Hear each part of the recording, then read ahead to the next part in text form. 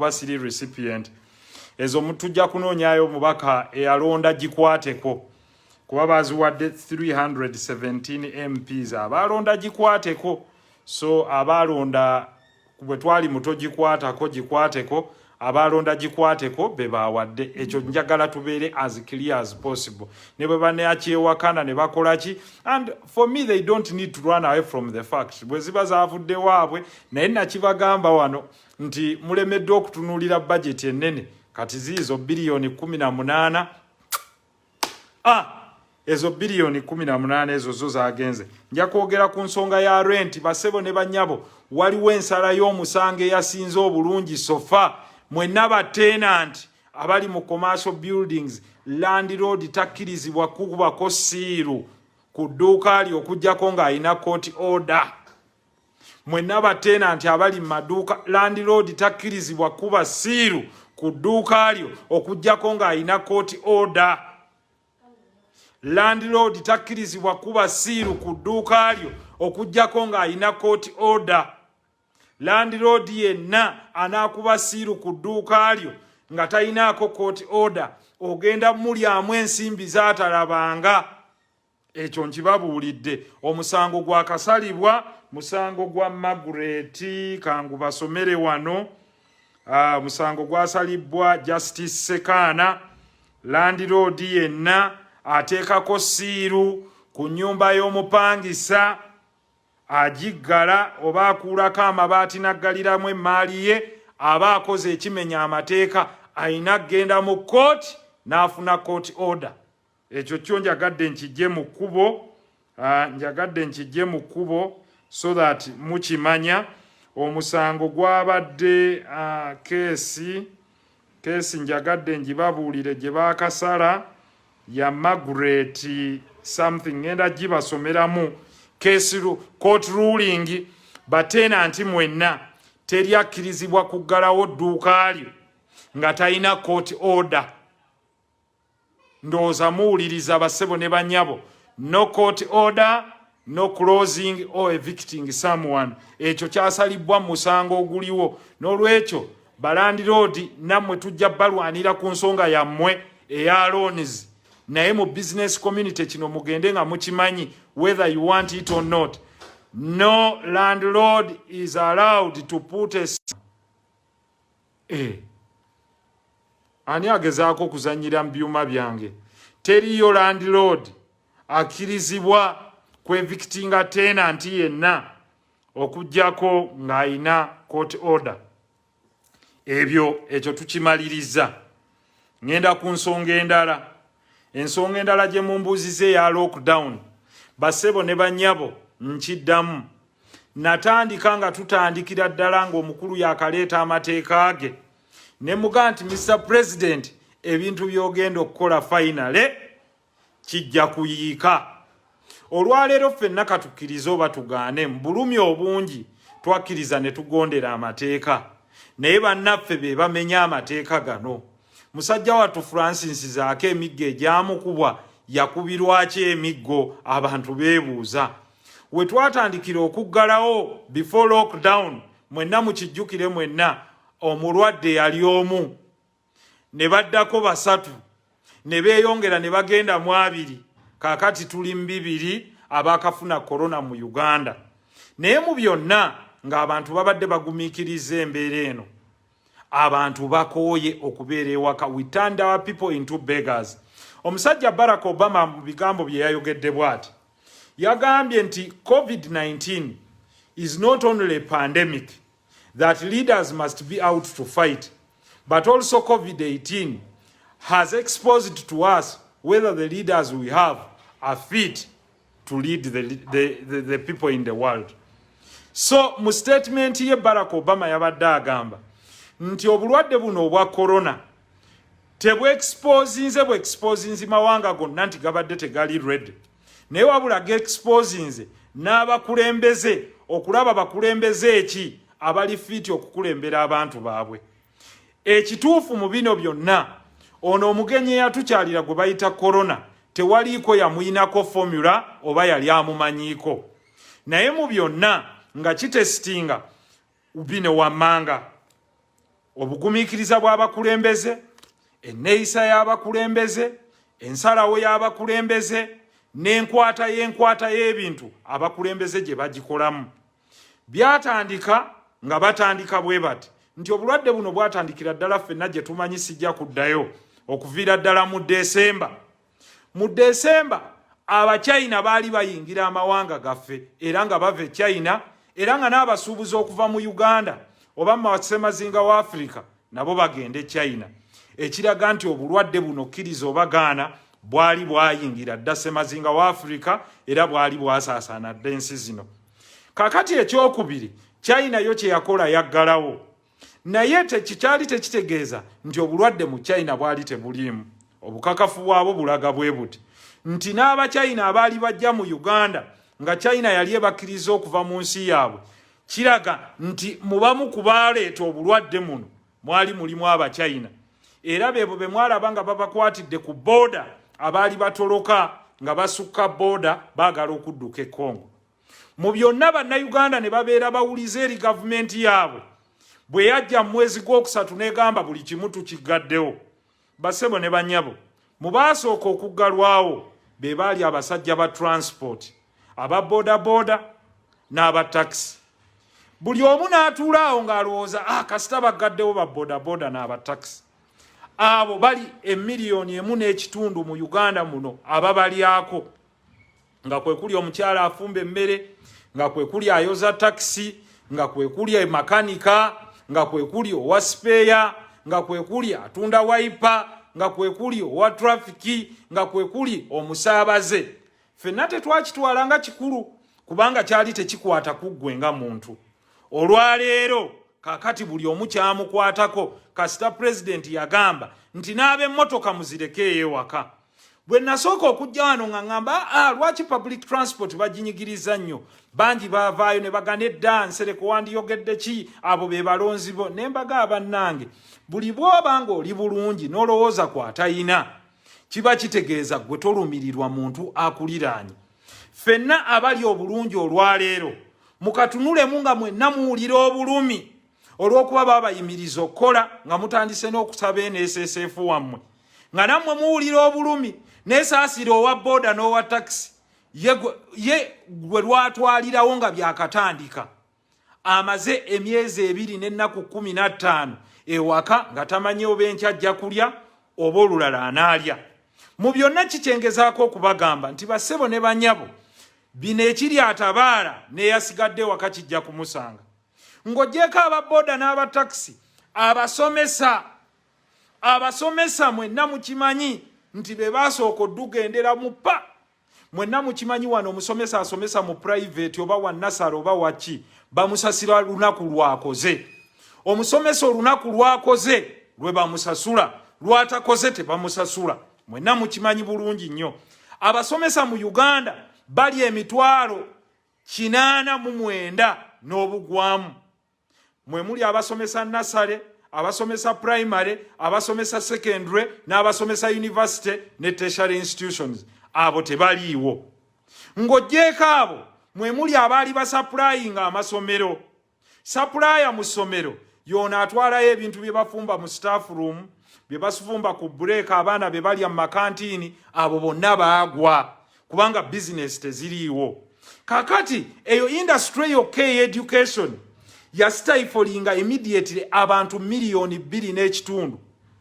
Gwe omulimi byoba oli eyo nga president yagamba sigala ng'olima, olime ebintu obitunzaani.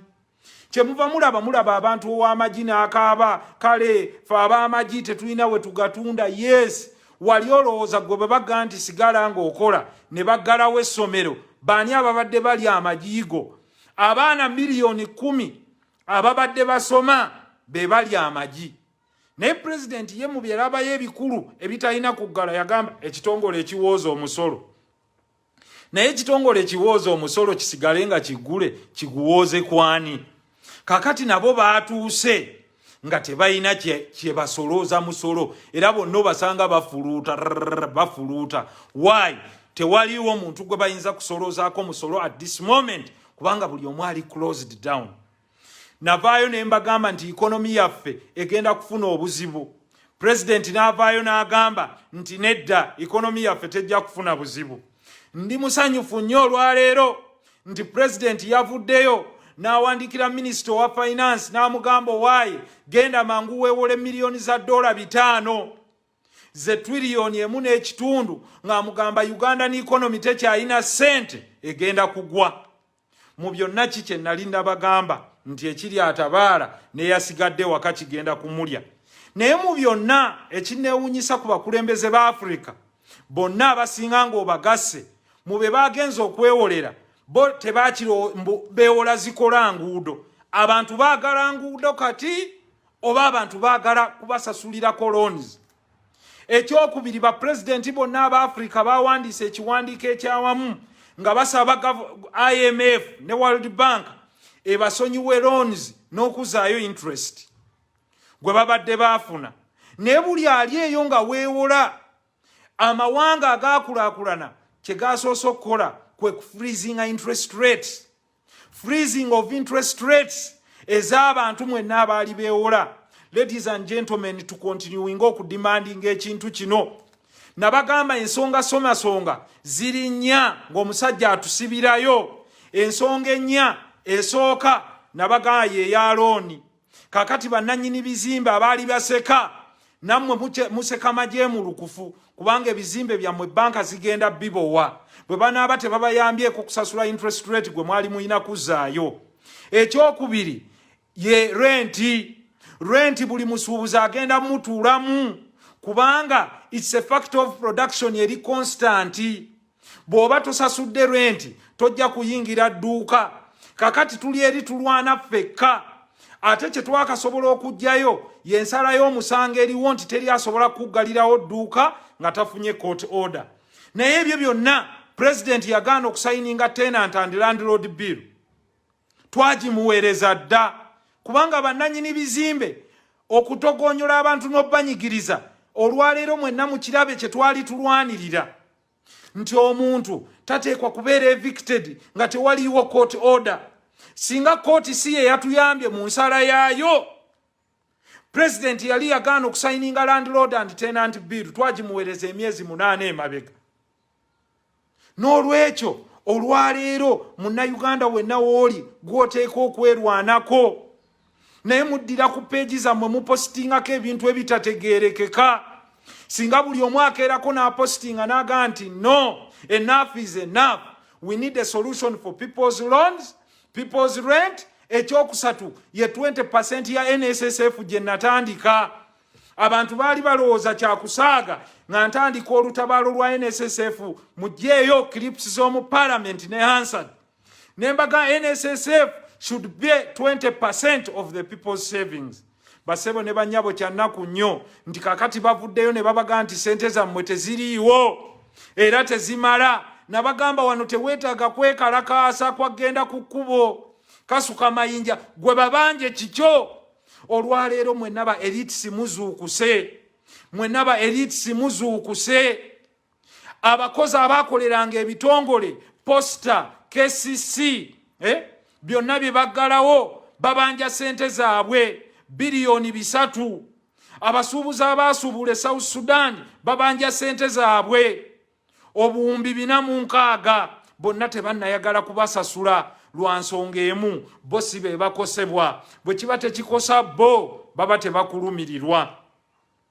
Eyo byenzize nga mbasomesa lubeerera nti mwenna ali eyo ng'alowooza baakuwadde ssente ojja ovoole ffe abazze okwogerera ensonga zino naawe weekuba wekka. Weekubemu mu kifuba okimanye nti ne bwe banaakuwa ssente wonna woozissa zijja kufa togge.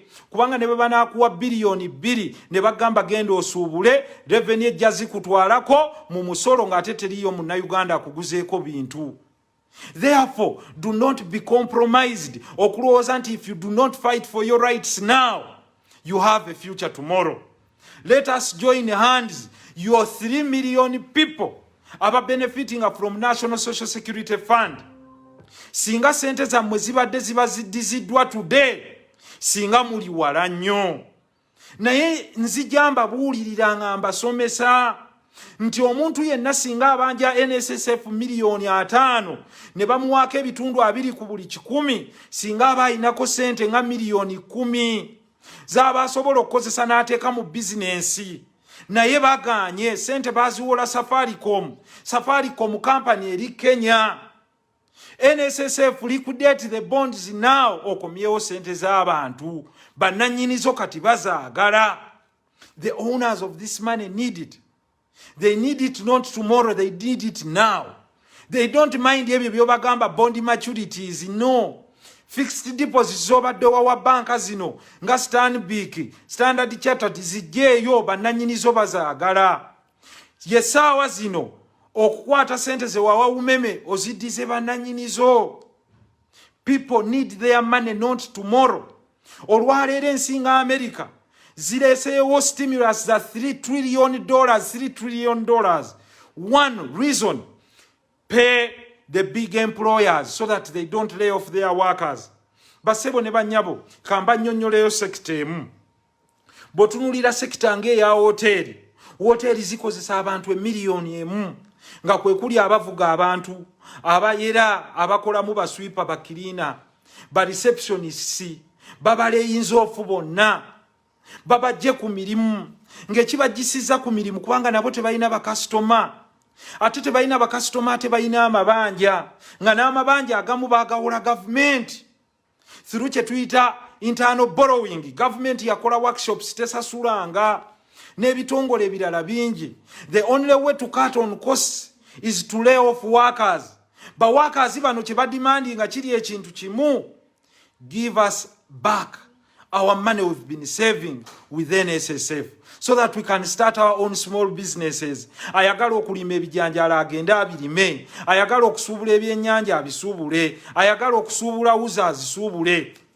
Ne bwe kituuse buli wali business yonna abasajja baagala gimaamira bokka. N'olaba abasajja abali ku task force simanyiri kyakubagamba. Abantu babadde bakisa gye muli ne baleeta donations. Nene muva mu byekisiru ne mudda mu kubalaata ne muga nti abantu singa buli omu abawaddeyo omutwalo. Abantu abalaajanira emmere abatalina yadde kyakuliisa abaana baabwe. Mu mulembe gw'abasajja ba Umar ibn Khattab bakyaliranga bamuliraano okulaba oba balina kye balidde. Naye olwaleero mmwe ne mutaba na kisa ne muga nti aneze musigaza omutwalo ogumu muzituwe buli mwezi tunoonye biliyoni 3. Biliyoni 3 bazibaweere kuki? Temuyina kiseeri bantu bano. These workers you're talking of to contribute this money, mwe muli aba police be bajjako sente mu saako yaabwe emitwalo 5. Mwe mubadde buli kimanyi nti muli saako ya polisi buli mu polisi ayagala oba tayagala alina okuwaayo emitwalo 5. Mwe muli aba hoteri bakirina afuna emitwalo 25 bamaze n'omuleyinga ofu ng'omusaba omutwalo gumu. Mwe muli abasomesa afuna emitwalo 5 abasinga beewola kusala lerooni basigaze emitwalo 4 omusabako ate omutwalo gumu. Muyina ekisa naye nga bakulaga abazze okusaba afuna miliyoni 6. Nawe weegase n'omu n'omusomesa osaba omutwalo gumu. You're jokers. You're not good to this society. You're not kind. You're not kind. Mubeere n'ekisa. Mulumirirwa abantu ba wansi n'abantu ba bulijjo. Bye bino byenzize mbagamba abamu ne balowooza nti ffe tupolitiikinga. N'ogamba nti ffe tetugaanangako kukola paaka, temutukwata bubi. Nzize nkinnyonnyola abantu. Naye mukole paaka nga n'abagikoleramu nabo mwebali. Olwaleero Mungu akubye omuggo abantu ababadde balowooza nti baafuna ssente. Mulabe ennyanja kyebakoze nti mwenna mudduka mwenna abayiwa ettaka mu nnyanja, wallahi Mungu abakubye laana.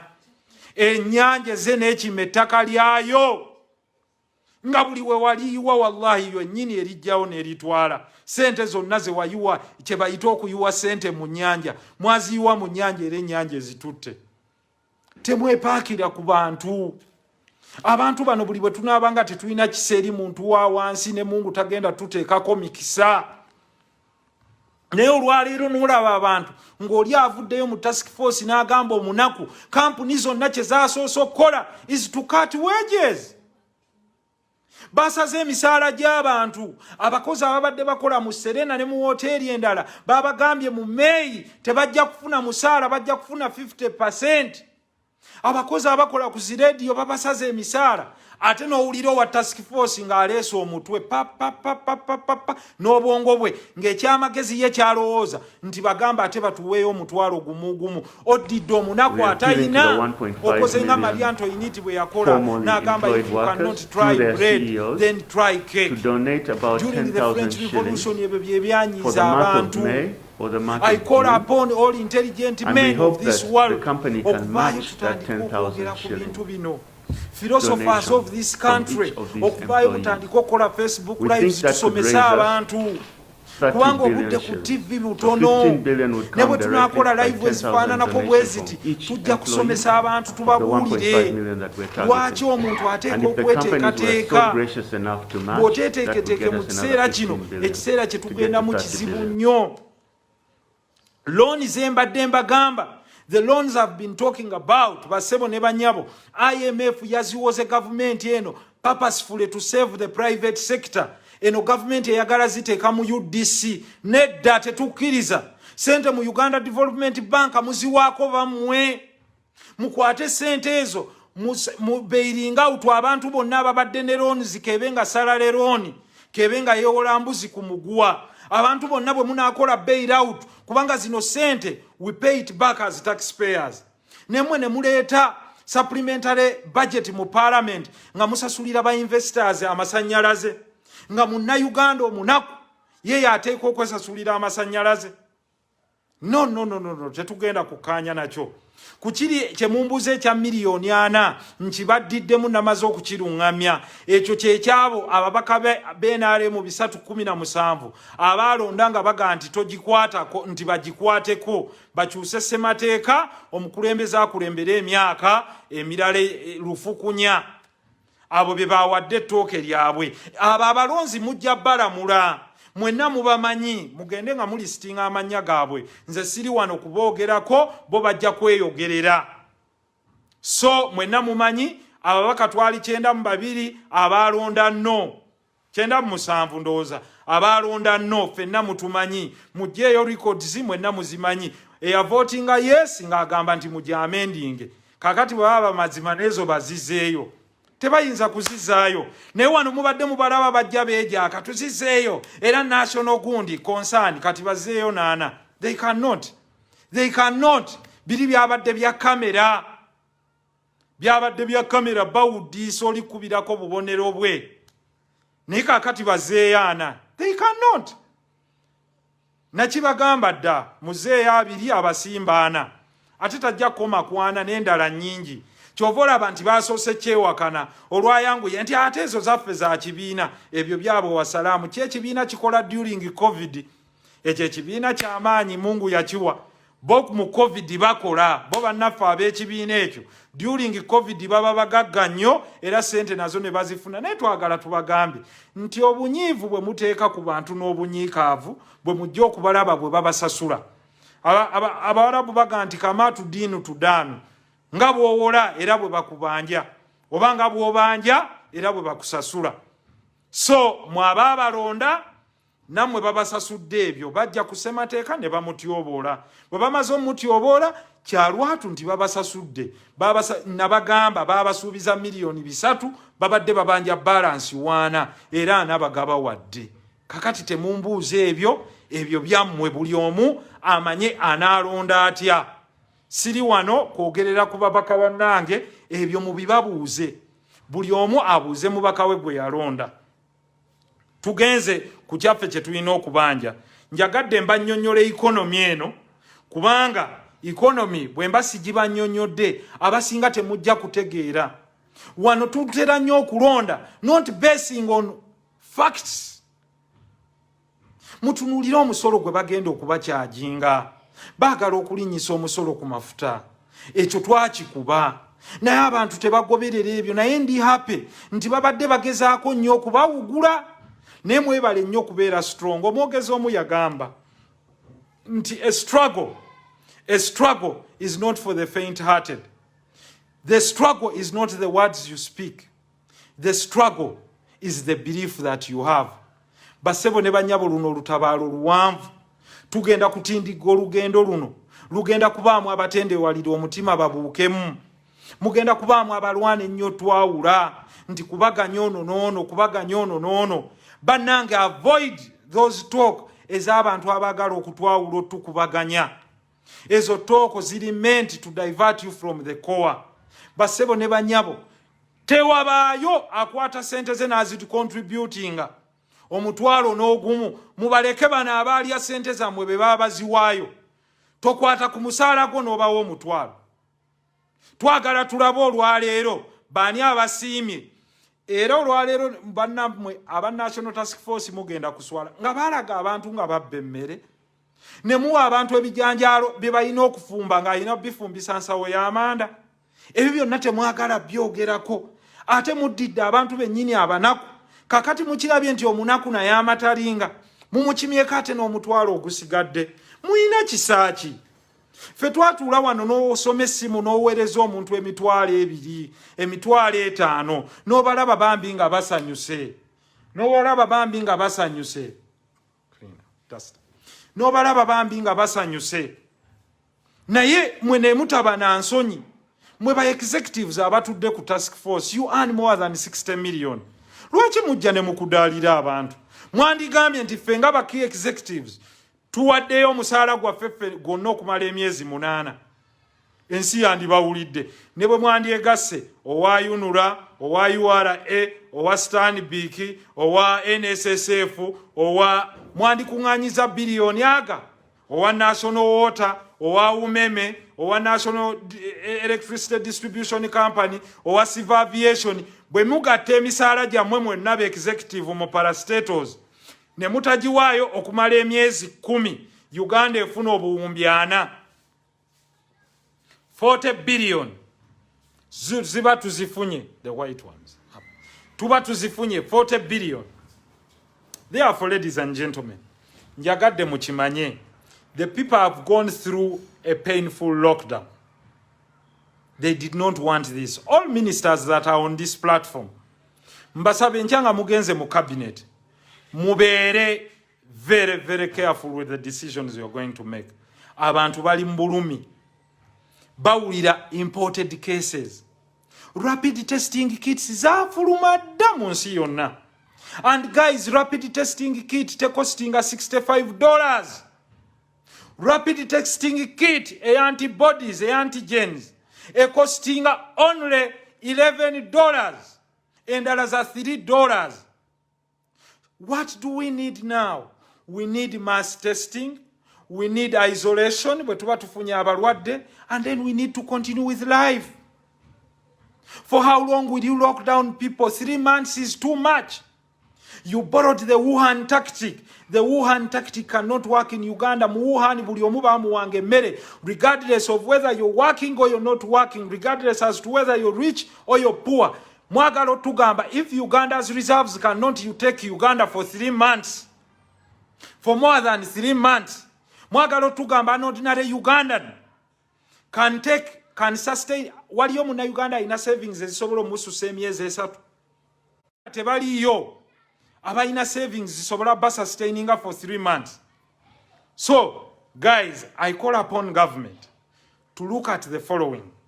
Yes, we are likely to lose both. Economically, omukazi bw'aba omwavu ajja gende wa truck driver amuwe sente. Address the issue of poverty. What is the cause of prostitution? It's poverty. Bwavu.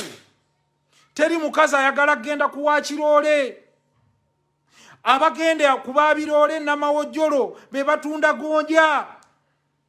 Kakati atunda gonja takyalina gonja gwamuguza.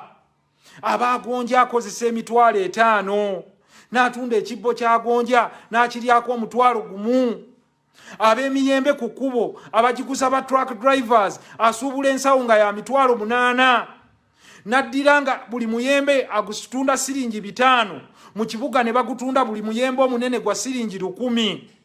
Bwe muba temubadde ku ground, nze nina ears on the ground kuba nkiikirira ab'obutale nenchikirira abasuubuzi mu dduuka, nenchikirira ina hoteri mu Serena, nenchikirira omutembeeyi, nchikirira abantu bonna.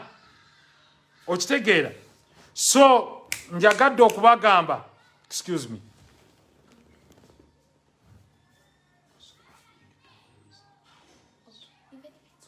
yes. So njagadde okubagamba nti nze obutafaananako bantu balala nkiikirira abantu bonna. Kambasomera ebbaluwa mwenna gye musomyemu already, gye mubadde muwulira. Ye bbaluwa ey'omukulu ono aba task force, abasajja abatalina nsonyi, bakaggwa ensonyi, naye abasajja mmwe muli bajoozi, ate abantu bajja kubavuma, abantu bajja kubavoola. Egambye bweti, as we face the world's most serious health emergency, now is the time we must come together to work collectively to complement the government's efforts and save the lives of Ugandans during this time.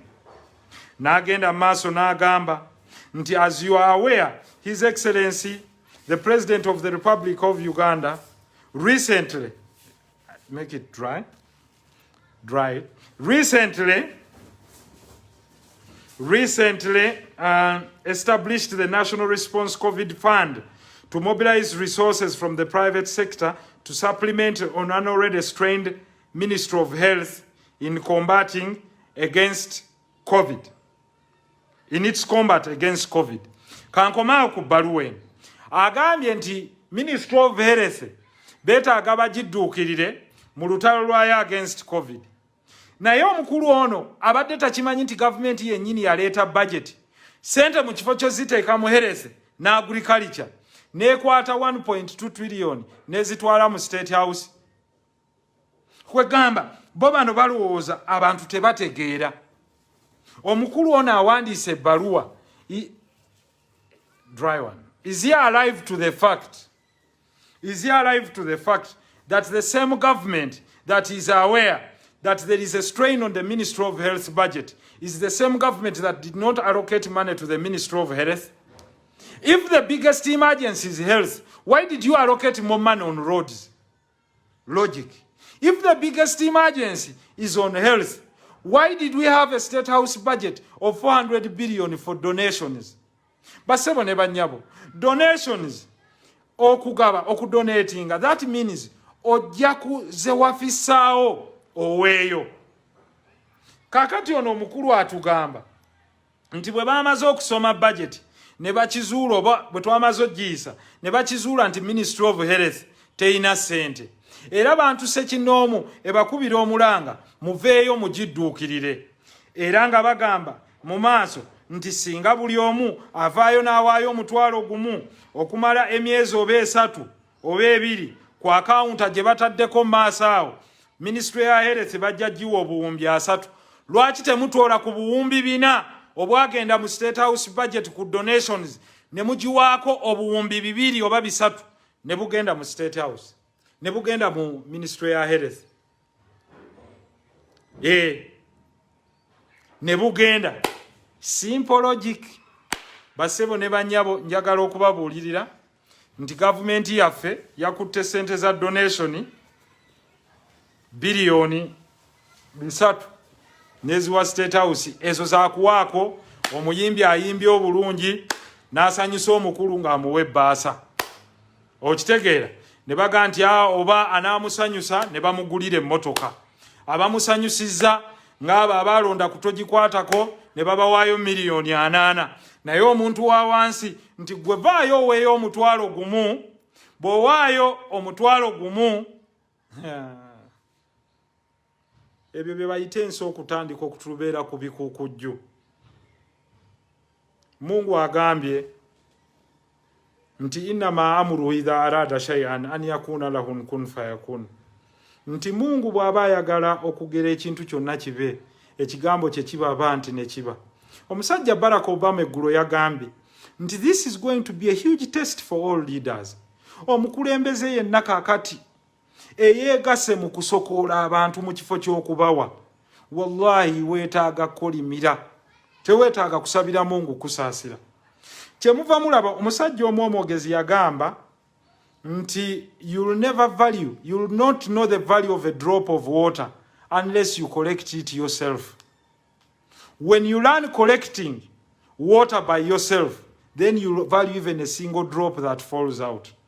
Bannaffe bano abamanyiddwa okuwaayo okuweebwa ne bamugamba nti agwe tukuwadde ekifo ekyo tie era ojja kufunanga miliyoni 6 yakudaalira omunaku yatamanyi value ya mutwalo era kyava agamba lwaki temuwaayo omutwalo gwokka kubanga ye value y'omutwalo tamanyi nti gugula kilo 5 ez'akawunga.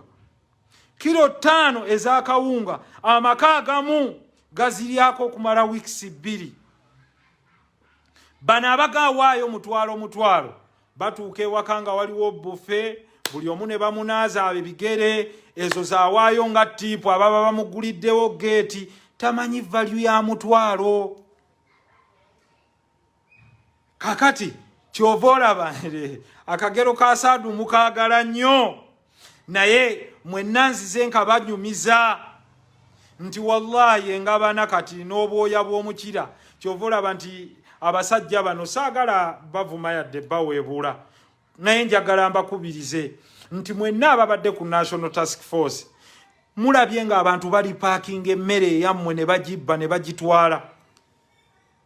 Speaker yennyini yavaayo n'aga nti emmere emu teyeetuuse oba tetuukiridde kuliibwa naye nga mukijjeeko ekyo mutegedde abantu banaku ate ne mubayita omutwalo mugobayitako ki. Ensonga endala ye airport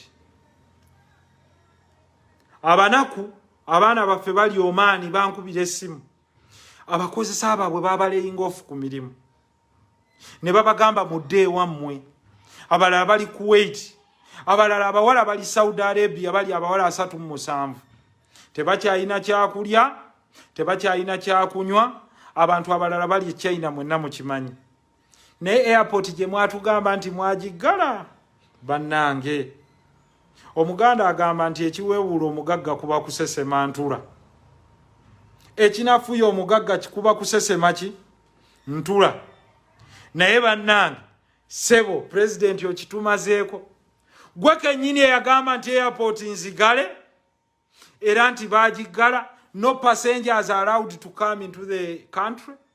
Kakati sebo ani omulala issuing ebiragiro atali gwe olwaleero airport ebbaluwa zaafulumye ngeri yabayingira. But how many Ugandans were privy to this information? Wabaawo nga muguddewo airport mujje mukole press conference mulangirire nti the airport is now open for all Ugandans. Ne mukwatako abantu abeesobola ne muleka abanaku. Ekyo kye nasooka okubaga nti ne muddira $10 za karantini ne muziteeka ku bantu abanaku. Corona wajja okusooka okuyita. Corona mwasookedde. Abaakulimba nti testing kit za $65 be bali mukola sente mba truck driver. Sebo president kyovola banti baagala okutestinga abo kubanga buli bwe batestinga ba truck driver 13 every day. That is money. $65 per testing kit kankubaliremu bwana president. Otegeere nti ensi eno abamu bali mu corona musuubulamu. Every testing kit bagikuteera ku $65 and Mr. President every testing kit costs $3.3. Times 3,000. Every day bakozesa $195,000. Basebo ne banyabo $195,000 ze miliyoni 721 buli lunaku. Miliyoni 721. Kakati diru eri wano muje mutategeera ye yaleeta bu testing kit guno omulyo teguyinza kuggwaawo kubanga buli lunaku ayingiza miliyoni 721.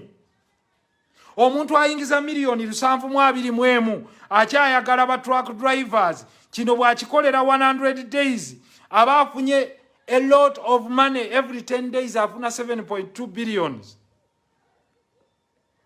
Every 10 days abafuna 7.2 billion. Ndoza kyembaze kyekyo $65 per testing kit.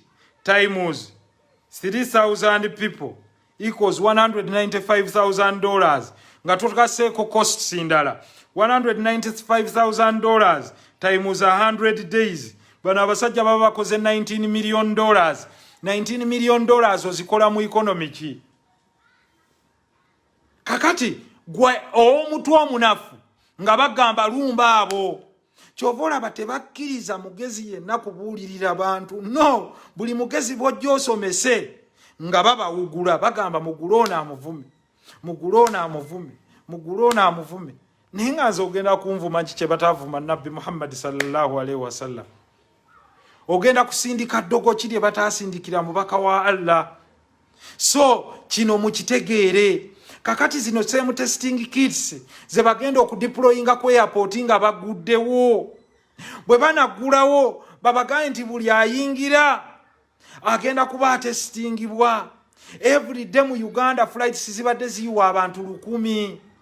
Kakati bwe batestinga abantu 1,000 oba 2,000, actually more than 2,000 every day, kiba kitegeeza awo nawo baba babojjeewo emitwalo emirala 13 egya $. Bwe bakikola okumala ennaku 10 kiba kibawadde $13 million. So abali mu mulyo guno baba babaze nti awo bakubyewo biliyoni endala 5. Kakati atabugumizibwako bino tosobola biraba mu quick economics. These figures are inflated. A testing kit president bw'abayagala nze njimulage oba bannayuganda nsobola ogibalaga they are genuine testing kits. Buli omu weezirizi they are sold all over the world. Te costing $65 and that is the rapid testing kit. Babadde bamukuba sente miliyoni 7. Remember, truck driver bamutestinga nga ayingira ne bamutestinga nga akomawo. Kakati zino zobaze zikubyemu emirundi 2 kuba bamutestinga nga ayingira emarabba ate ne bamutestinga nga afuluma ddayo. Kakati ene raketi ekukubire Kenya nekubo wa Tanzania kyovola Magufuli yagana nedda katubawe ku musaayi gw'embuzi bagenda okutestinga ng'embuzi etestinga coronavirus positive. Corona mulimu abamubbiramu is a fact. So njagadde okubuulirira abasajja bano abali mu nsonga zino ze bali mu kwogerako. Don't joke with the population. Abantu bagala 20% y'NSSF. Omunaku akugaye sina kyakulya ate omugaye mpa omutwalo. A poor man is asking for what to eat and you're telling the poor man give me more 10,000 shillings. Zino sente ozisaba asikaali gwe basasula emitwalo 2. Ozisaba omukozi wa hoteri. Ozisaba omusomesa wa private gwe balinga ofu ku mulimu. 2.5 months ago bamusasula parawa. Bana abasomesa ngabo mubamanya akuba wane ekyeyo n'akuba wali n'akuba wali. Oli muzisa bakazi waka akolera site cancer era oluguudo. You guys that are earning a lot mulekeraawo bana abantu batuugula n'ebintu bitono. Kyovola banzo olutalo lwembasibyeko mu kibuga. They have to fight. They have to fight. Kubanga nze my role is to fight for economic justice. Kyovola bw'owulira omuntu omu ng'ali bweru nagansereko kakati n'olawanirira aba boda. You guys bana abantu abaana basoma abali ku boda boda ne batunda ettaka lyabwe abalala bazivaako bagenda bweru ng'oli ajja agamba nti boda boda tekkirizibwa kuyingira certain zones mu kibuga. Logical abagigobye kubanga nze siyinza kulinnya boda boda kuva najja Nankumbi nga nzija ku post office ate wa boda boda n'aŋŋamba nti omanyi nze nja kuvugako nkukombye ku saawa ya Queen. Definitely nja kulinnya mu baasi.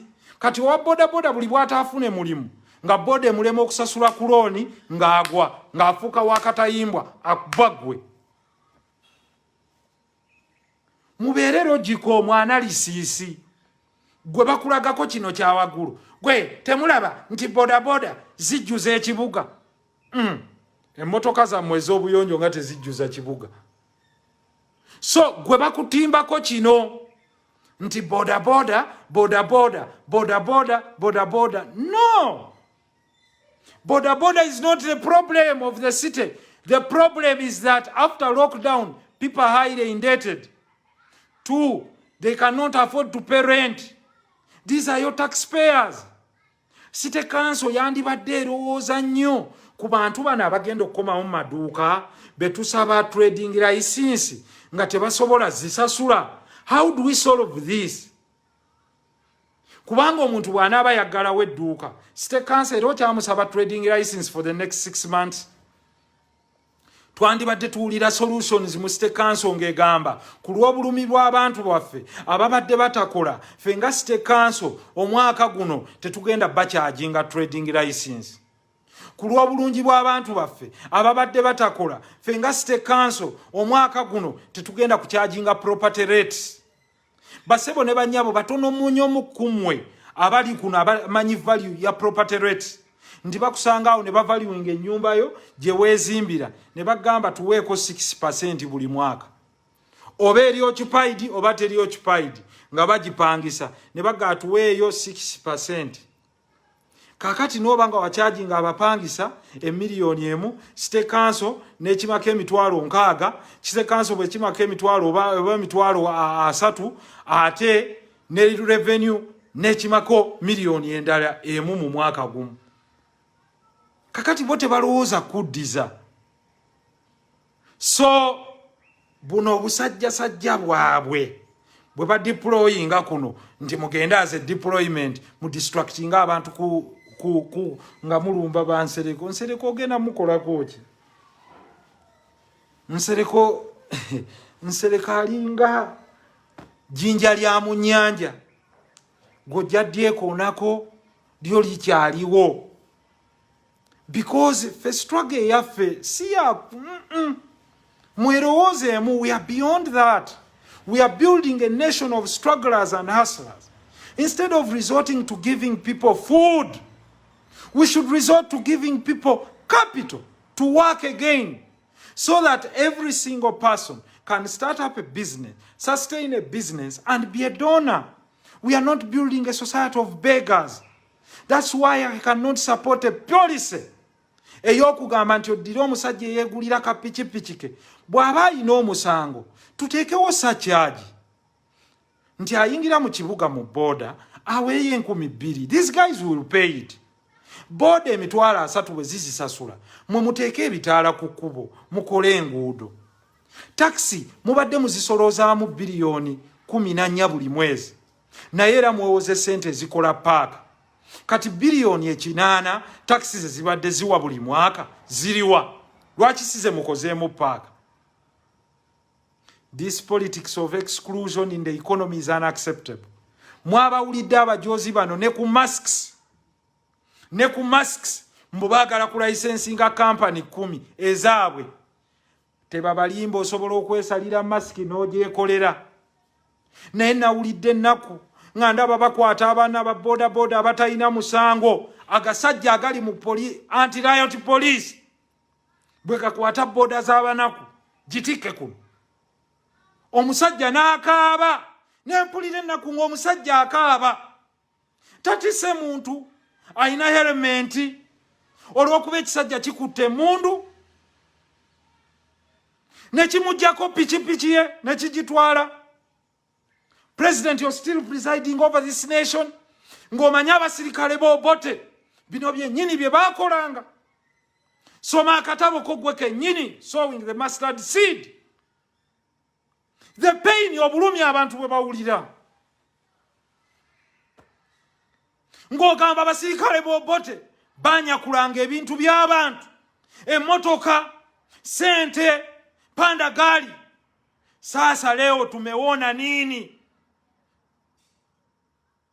Tumeona panda gari kabisa. Tumemuona. Bwana President, tumeona panda gari. Wametoa bodaboda za watu, wamezitupa kwa gari, wamezipeleka sijui nani anajua kwa fasi gani. Bwe bazitwala buli boda ya mwana ojita bamusaba emitwalo 5. Do you know the pain? What are we trying to instigate? And we trying to recruit children abantu batandike armed struggles. Omwana yegulidde boda ye mugikutte bamukubye bagitutte. You're still presiding over such a nation of rogues, hooligans. Bakubye mu pizza ke. Bakubye omwana yefugira boda ye. Abana bakaba tears. Lwaki okabya abantu? Why do you lead people to crying? Falanta mshalal arudhi marwa president bakunnyonnyole kyenkugambye. Lwaki abantu bamwe balowooza bagenda kutambulira ku ttaka lino nga balowooza bayinza oddikoleramu olwatika? Kiki mugenda okuva nakyo ku nsi? Allah yakola ensi eno nga temugenda gikungula kugijjako kintu kyonna. Lwaki mubonyaabonya baana Adamu? Lwaki mubonyaabonya baana Adamu? Why? Nemukwata omwana owa boda bakuba omukyala nga bino byonna byakatandika ku lockdown. Omwana owero diyo nakuba omukyala maama Kaguta. Omukyala omuwagizi ne bamukuba ne bamumenya omukono n'omugongo for selling mangoes. What are you trying to tell these women nti beetunde?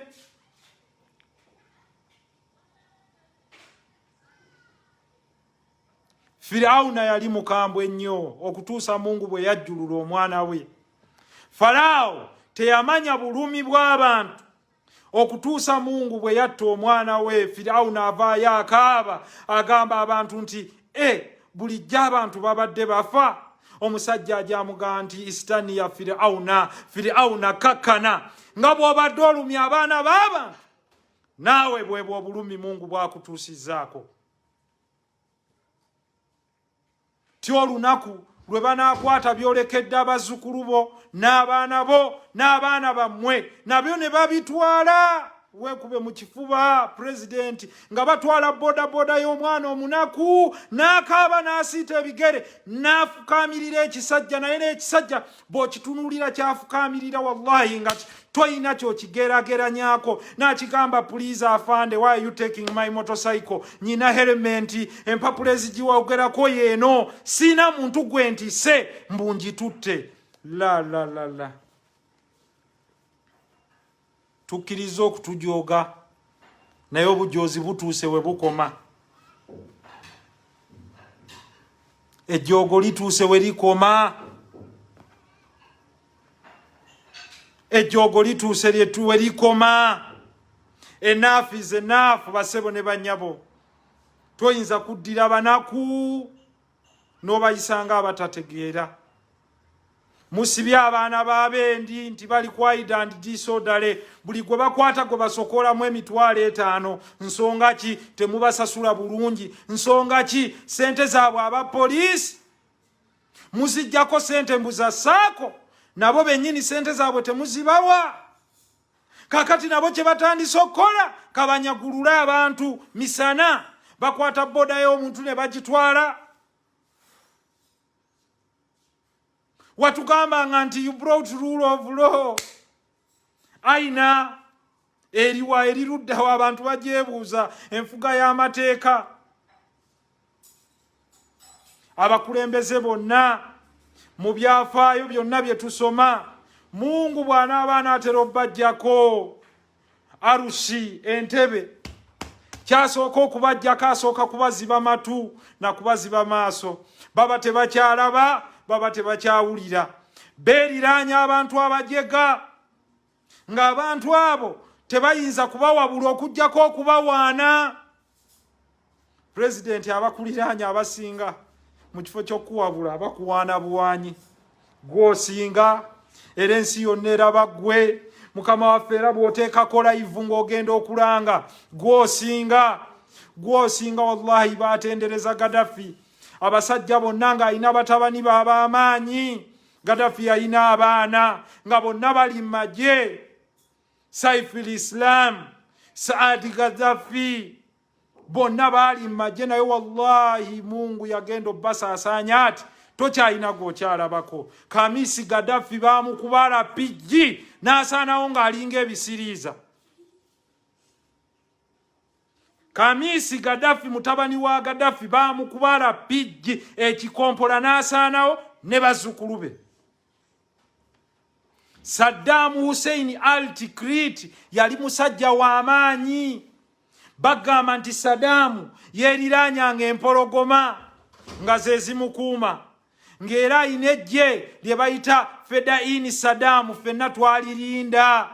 Saddam yalina ba Republican Guard, naye wallahi bagenda omukimako aba coalition. Saddam bamukukunula mu kinnya wansi ng'ameze ebirevu, yenna ebirevu birimu n'ensekere. Buli omu n'abuuza nti aina Saddam Hussein, Saddam aliwa? Naye nga wallahi akasajja akamuwaayo ke kasajja akaali ku faamu ye akaali kamukuuma, nga kamuweerayo ku ssente mmeka? Miliyoni za $5 zokka. Baakawaako emitwalo 5 egya dola nabwo ne bakasimula essasi. Wano wembuliza abantu nti most of you say that you want change, but how many of you are ready to change? Most people want change, but they are not ready to change. Dynamism. Kakati twagala mutunuulire ensi ezo bwe zaasigala. Uganda tetwagala gitunulako ng'eringa Iraq. Ffenna tukimanyi nti civilization yatandikira mu Afrika.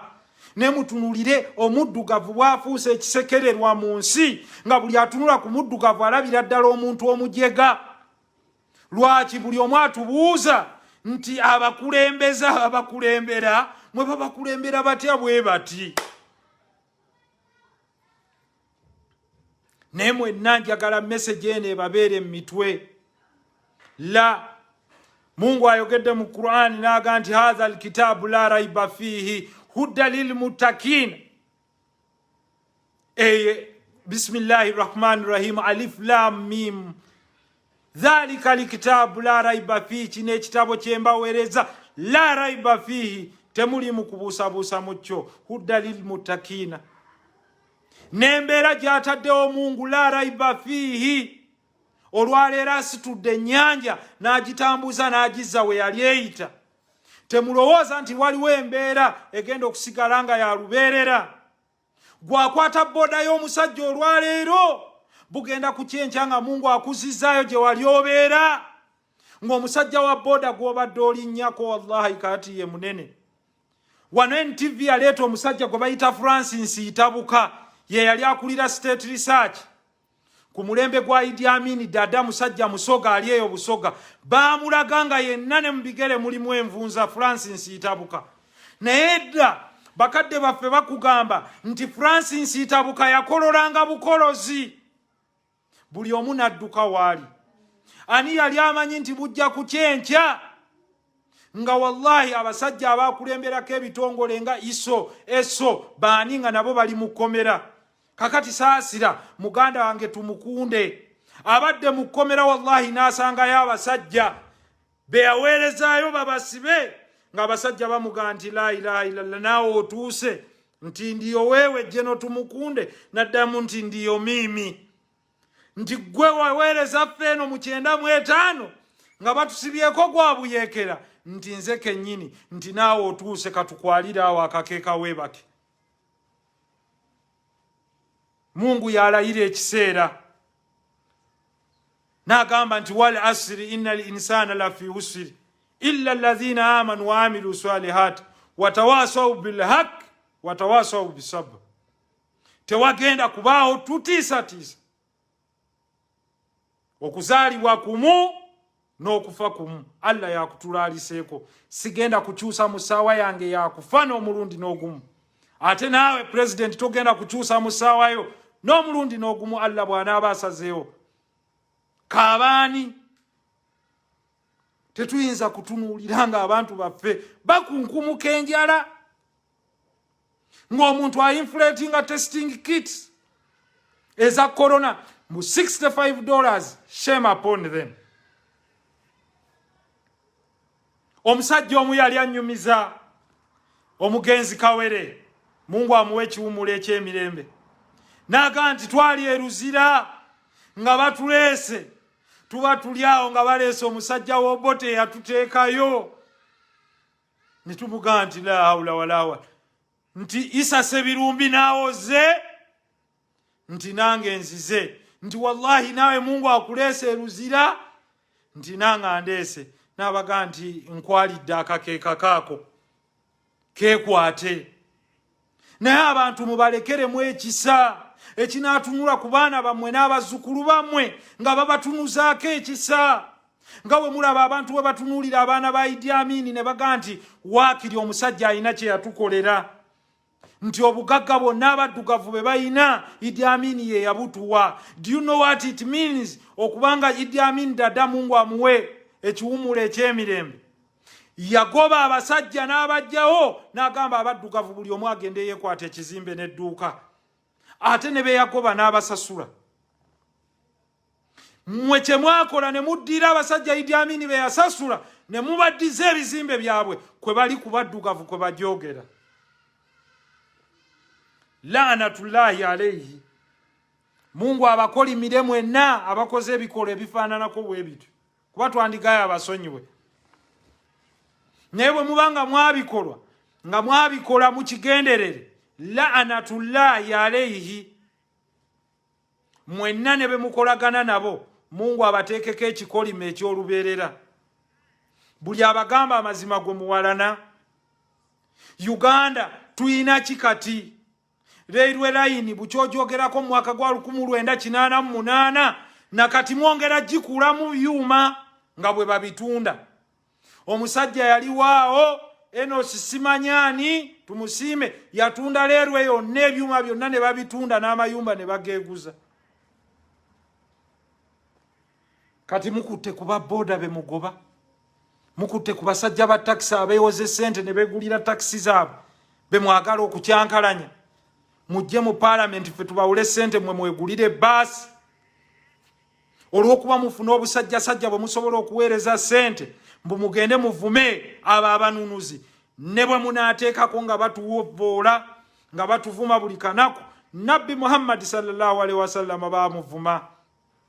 Isa bun Maryam gwe bayita Yesu baamuvoola. Omusajja yamwetisse omusalaba nga tategeera ne bamukuba nga bamutwala bamutisse byonna bamukoze buli kumuvoola. N'abaga nti ekisa kyange gye muli si kya leero mujja kiraba emyaka egirijja ffenna gwe tukaabira. Mungu buli bw'abaazika obukulembeze mulekeraawo okulowooza nti mwe musembyeyo. Ezo entebe waliwo abaazituulamu.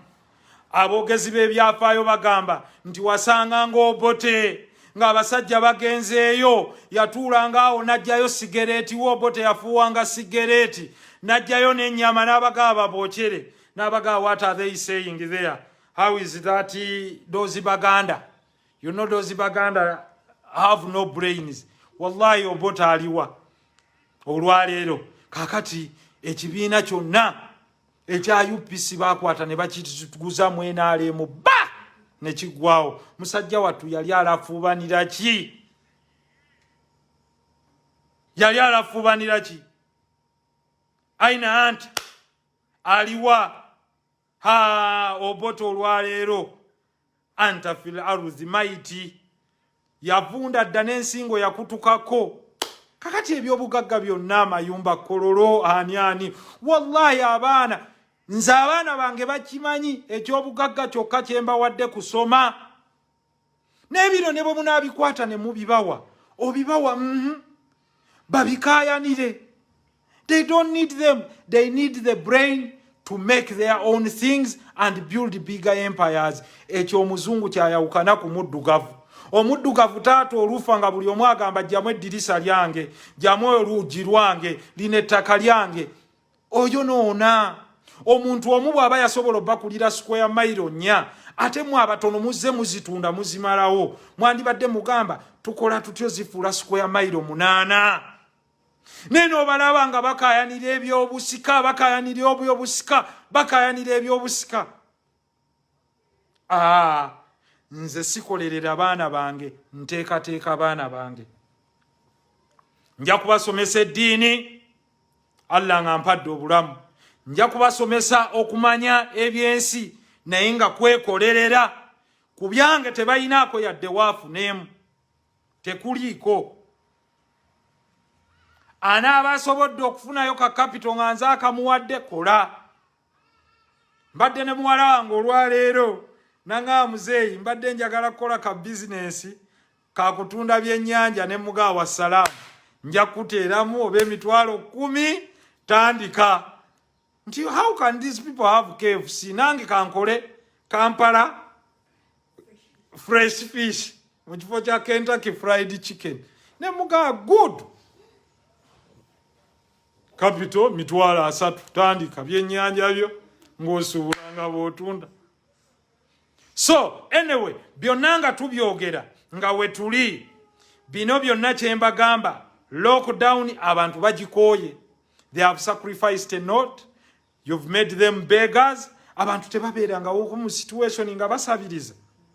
Naye omusajja n'akwata booda ye agivuga atwaleyo ettooke lye bamutumye owa poliisi n'amukwata n'amuggyako booda ye n'olaba omusajja nga akaaba. I can't believe this. N'akaamirira ekisajja nga bw'okiraba ofuka olw'okuba kikutte emundu. Munnanga afande booda yange otwala yaki? No.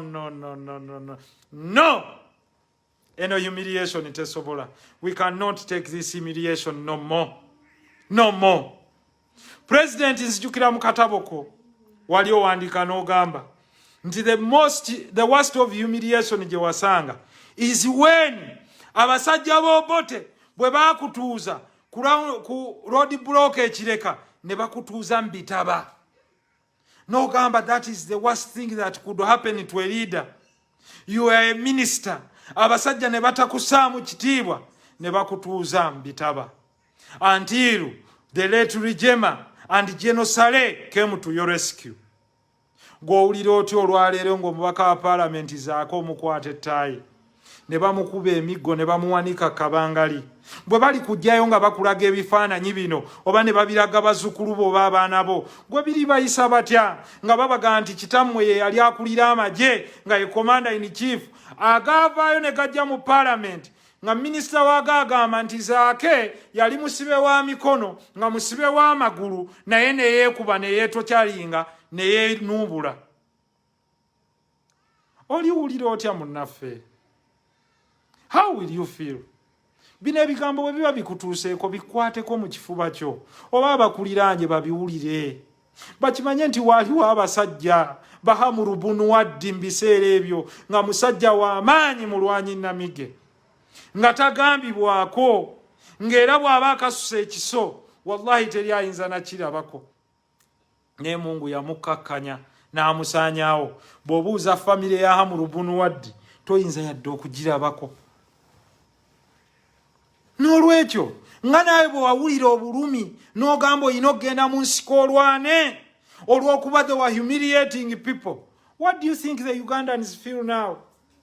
Ng'osobola okukwata omukulembeze waabwe n'omukubaakuba ne bamusiba emikono ne babasiba empingo, abalala ne babasalaasala emikono, abalala ne bakwata abantu baabwe ne babatta ne babavunza, abalala nga bwe walabye abeerudiyu ne bashuutinga abantu kyeyonoonere. Extrajudicial killings nga zikomyewo. Bw'oleeta Museveni w'e86 88 n'alaba kuwono bayinza obutagwangana mu malaka.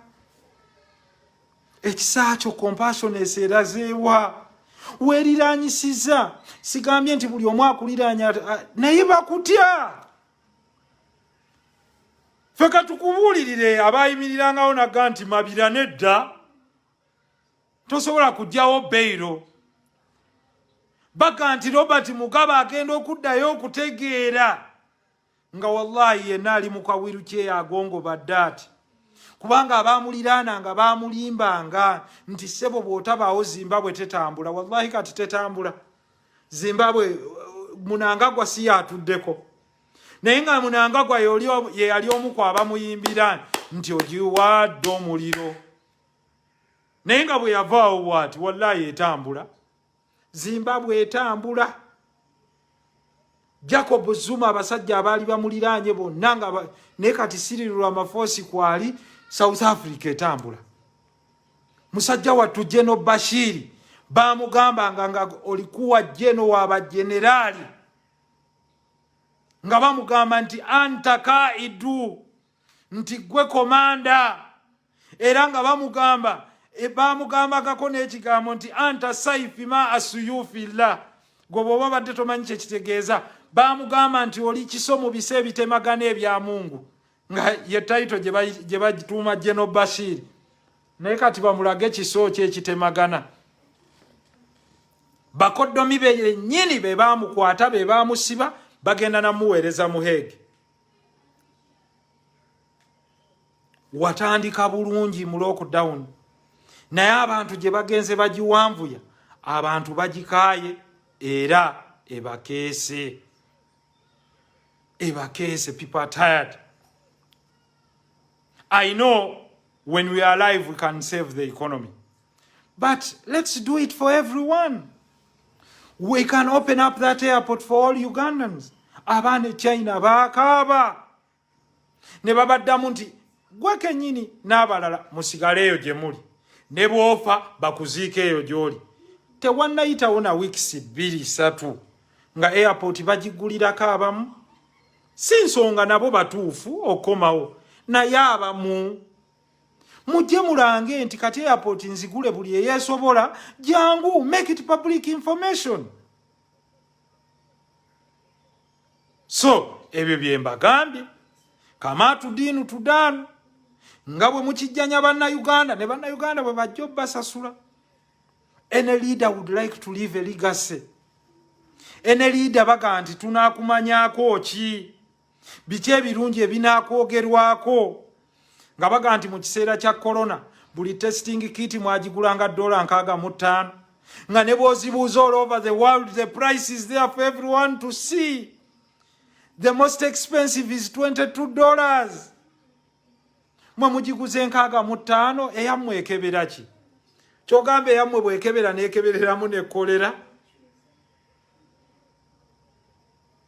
Bannange twekube mu kifuba tumanye nti bwe tutaawangaale na munaku omunaku oyo president ye munaku abadde awo omusolo muweze emivumba muwerera ki emivumba mwasooka ne mubaga abali mu katale k'owino mufulume tulekemu bammere kakati emivumba mugiweze abali mu bizinesi y'emivumba bali abantu 200 buno butiiki bonna bwe mulaba ewandege yewawa bajjangoye mu downtown mu mivumba ne bagireeta abantu bonna avuga boda teri avuga boda mu jacket mpya ya muvumba engatto ya muvumba amasuuti ga mivumba. You guys don't joke.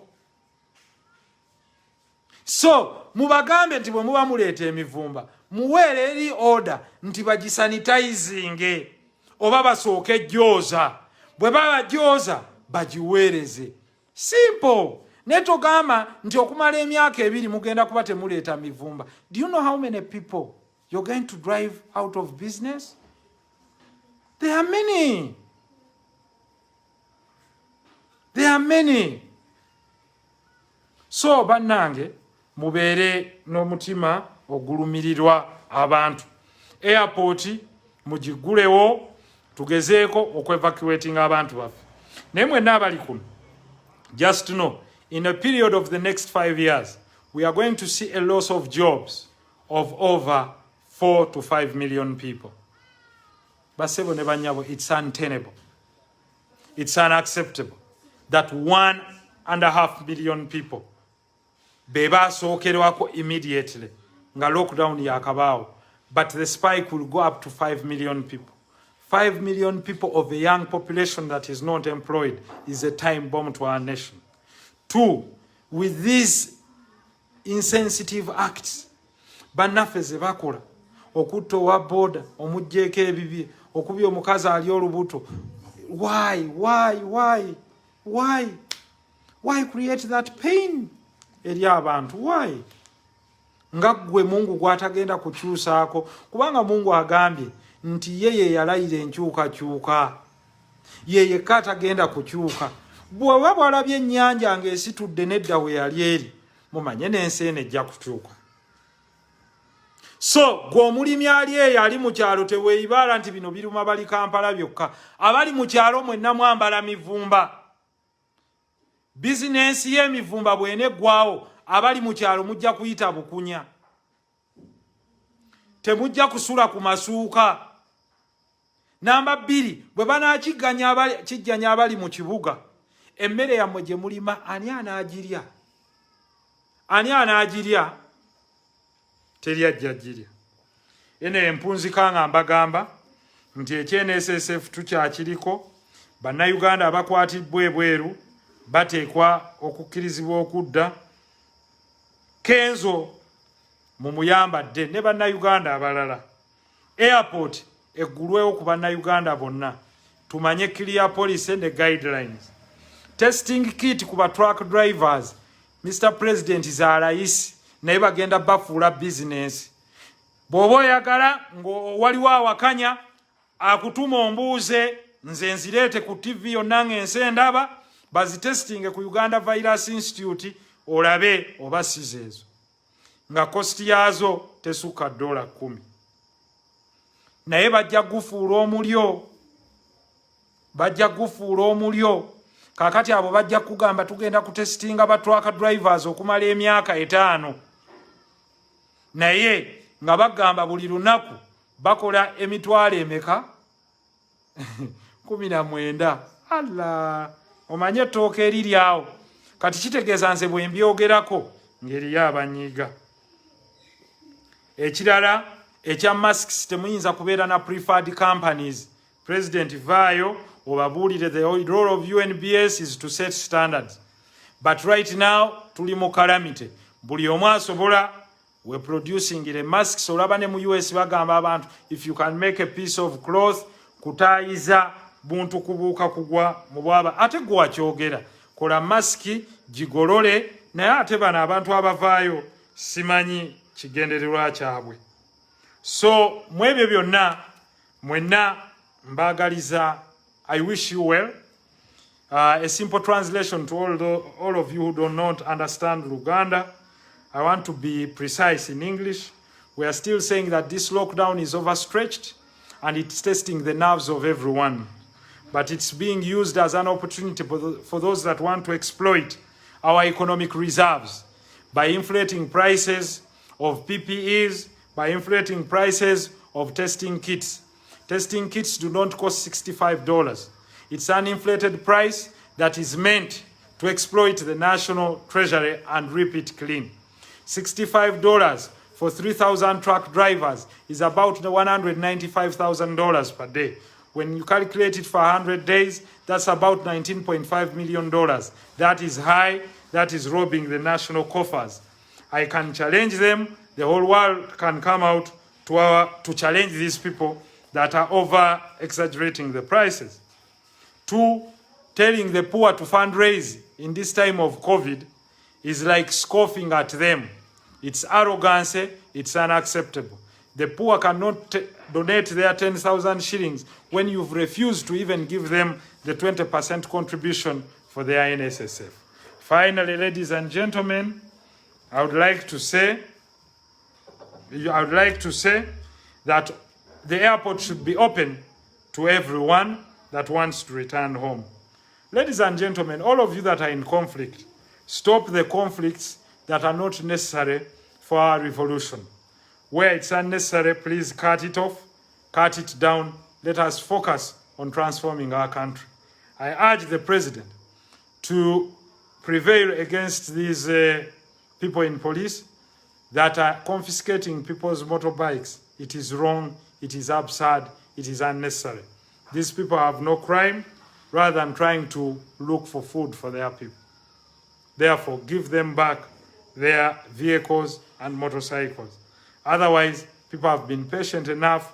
We don't want impatience from the public.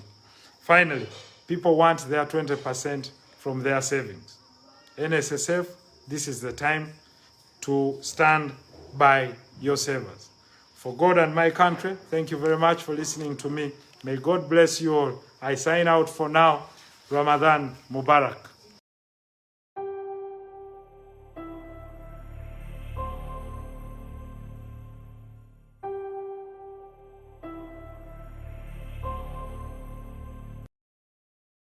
Nsanyuse nnyo okuba mwenna abalaba gye musinza okubanga mulaba.